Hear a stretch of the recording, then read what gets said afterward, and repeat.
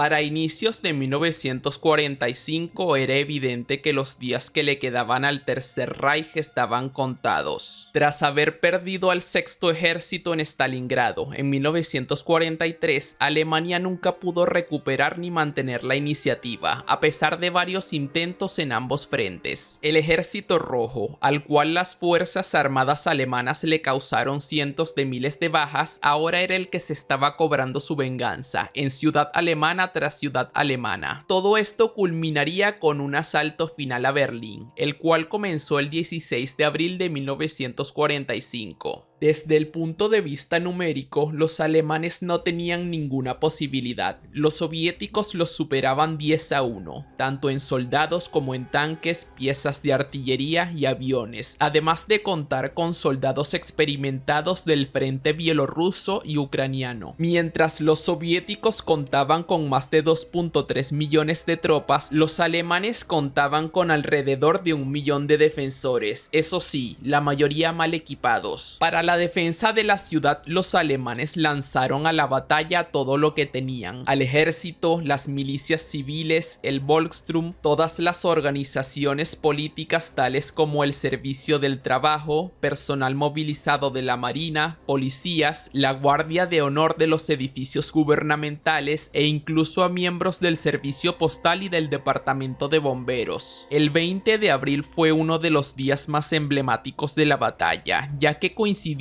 con el cumpleaños de Hitler, los soviéticos lanzaron un bombardeo masivo al centro de la ciudad. A pesar de que era claro que la batalla no podría ganarse, Hitler, desoyendo los consejos de algunos de sus asociados más cercanos, no trataría de escapar de Berlín a algunas de las localizaciones propuestas para continuar la lucha contra los aliados, como la llamada Fortaleza Alpina, al sur de Baviera. Tomada esta decisión, estaba claro que las fuerzas alemanas debían luchar hasta el final, ya que los aliados no aceptarían nada que no fuera una rendición incondicional. Los soldados soviéticos, a pesar de su superioridad, se enfrentarían a un enemigo luchando en su propio territorio, enemigo que muchas veces prefería morir a ser capturado, por miedo a las represalias del Ejército Rojo, tal como habían sufrido las poblaciones civiles de otras ciudades ya capturadas por dicho ejército. En este video analizaremos el uniforme y el equipamiento de un soldado soviético durante la batalla de Berlín en 1945. El soldado lleva la camisa de servicio conocida como geisha, el modelo estándar en el Ejército Rojo. Su construcción de algodón permitía que fuera cómoda en la mayoría de los climas, con la desventaja de no proteger particularmente bien ante el calor o el frío. Los pantalones son los OBR-35, apodados Sharovari. Este fue el modelo que se utilizó durante prácticamente toda la guerra por la tropa, aunque al final de esta empezó a aparecer una versión simplificada, la cual se deshizo de los refuerzos de las rodillas, pero esta no logró reemplazar a los millones de pantalones que se venían fabricando desde hace 10 años. Este pantalón se puede llevar con un pequeño cinturón. El soldado lleva botas altas, a las cuales se les conocía como sapogi. En este punto de la guerra podía verse una gran variedad de botas, cortas, altas, de cuero o de lona engomada, modelos capturados alemanes, botas británicas enviadas como ayuda e incluso capturadas de los aliados de Alemania, aunque estas últimas eran las más raras. La guerrera es la Gimnastiorka OBR-43, creada para sustituir el modelo de 1935. Esta se diferencia por poseer hombreras para denotar el rango y no espejos de cuello. Al introducirse esta prenda, la versión de tropa no poseía bolsillos, pero hacia el final del conflicto se empezó a permitir a los rangos bajos usar la versión con bolsillos, la cual anteriormente estaba reservada para comandantes medios y superiores. El soldado es un Krasnoarmiec, el rango más bajo del Ejército Rojo, denotado por las sombreras sin ningún añadido. El color frambuesa en los bordes sirve para demostrar que el soldado pertenece a la rama de infantería. Este par de hombreras en particular están hechas con material estadounidense, proveniente de la ayuda del programa de préstamo y arriendo.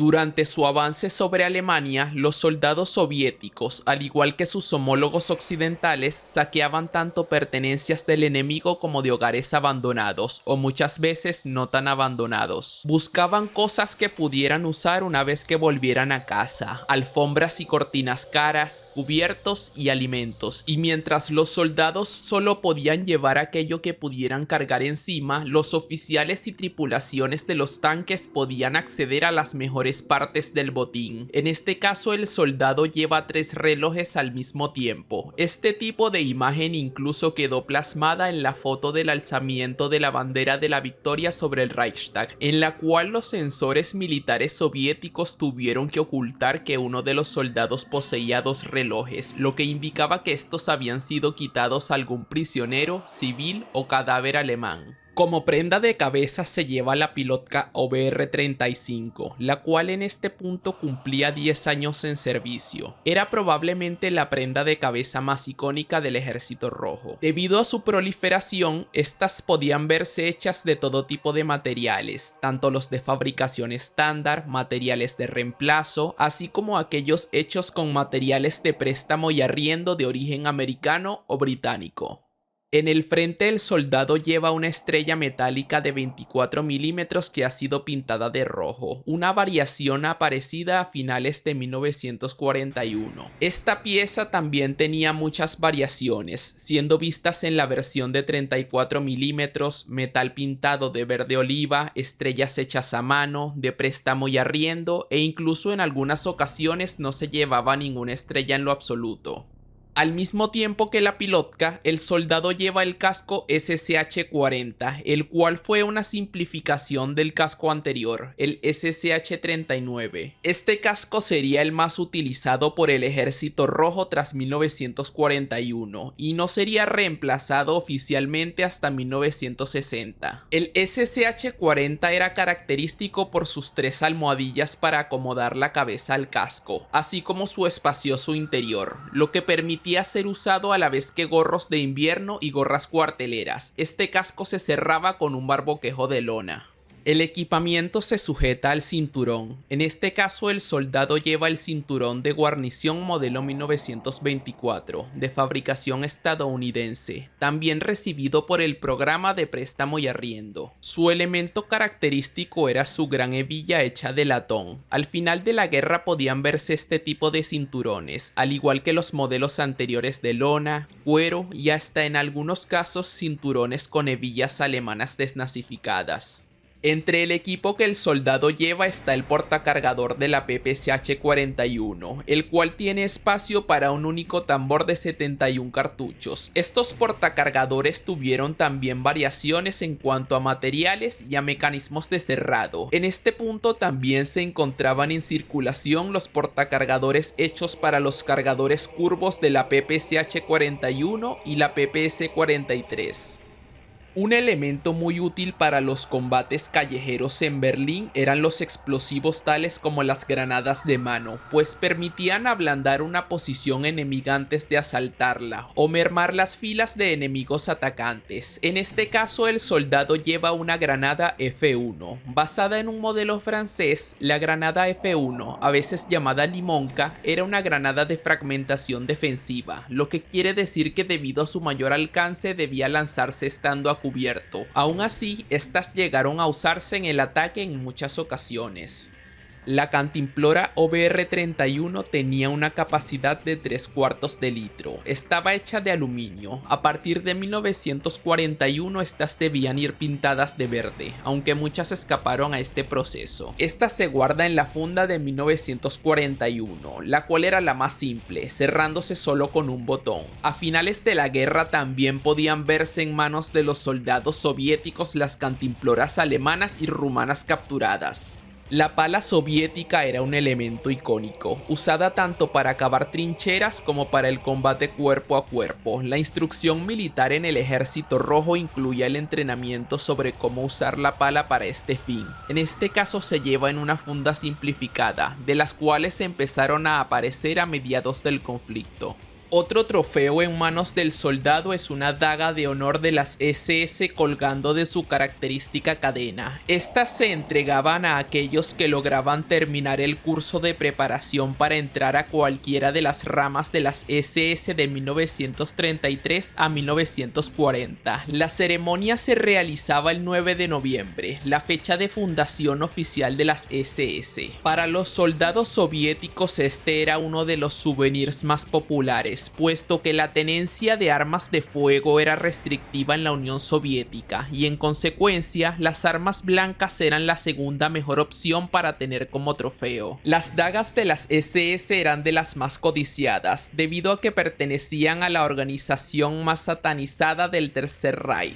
La PPCH-41 fue el subfusil soviético más producido durante la Segunda Guerra Mundial. Su elemento más característico era su tambor de 71 cartuchos, copiado del subfusil finlandés Suomi KP-31. Su capacidad, combinado con su alta velocidad de disparo, la volvían un arma letal en distancias cortas. Debido a que estos se volvieron un cuello de botella en la producción, los tambores debían ser reemplazados por cargadores curvos de 35 cartuchos. Aún así, estos siguieron utilizándose durante el resto de la guerra, al haber sido fabricados por millones. Normalmente la PPCH-41 no se entregaba a todos los soldados de un pelotón, pero el ejército rojo, al entrar en Berlín, había dotado a casi todos los soldados con esta arma en previsión de los combates callejeros que sabían que ocurrirían. Esta sería la uniformidad de un soldado soviético durante la batalla de Berlín. Obviamente no todas eran iguales, pero esto permite obtener una buena idea general de lo relativamente ligeros que iban los soldados soviéticos al final de la guerra, en donde poder moverse con rapidez en el caos de los entornos urbanos podía hacer la diferencia entre la vida y la muerte.